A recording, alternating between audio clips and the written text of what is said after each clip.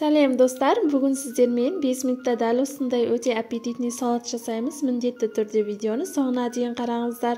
Және менің каналымды жоғалтып алмау үшін подписаться түймешесін басып тіркеліп алыңыздар. Бізге дәл осы көрсетілген заттар қажет болады. Жуып тазалап алынған қызанағымызды ортасынан теңдей бөліп, дәл осы видеода көрсетілгендей ұзынша етіп турап алатын боламыз. Турап алған қызанақтарымызды бос ыдысымызға саламыз. Ал енді алдын ала пісіріп алған етімізді видеода көрсетілгендей ұзынша етіп турап аламыз. Турап алған еттерімізді де ортақ ыдысымызға саламыз.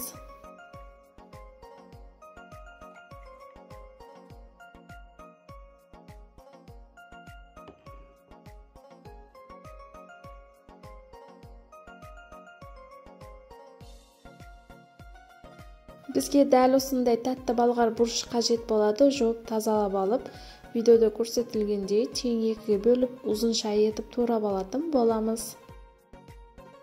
Турап алған тәтті балғар бұрыштарымызды ортақ ыдысымызға саламыз.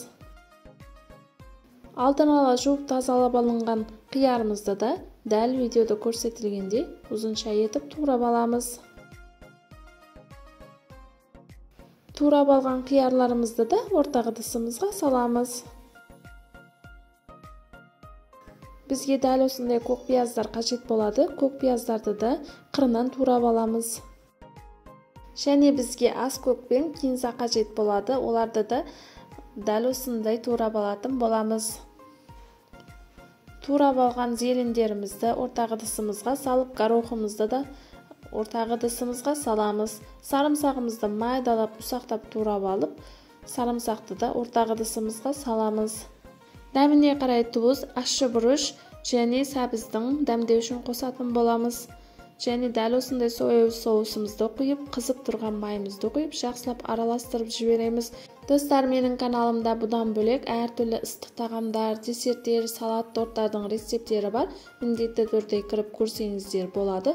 Барлығы сенімді, өзім неше жылдан бері қолданып келе жатқан рецептер. Біздің салатымыз дайын болды. Дәл осындай ыдыстарымызға әдемілеп салып, дастарханымызға тарсақ болады. Сіздерге видео ұнаған болса, менің каналыма жазып, лайк басып, комментарийға өз пікірлеріңізді қалдырыңыздар. Және қоңырау түймешесін басып қойыңыздар. Сау болыңыздар.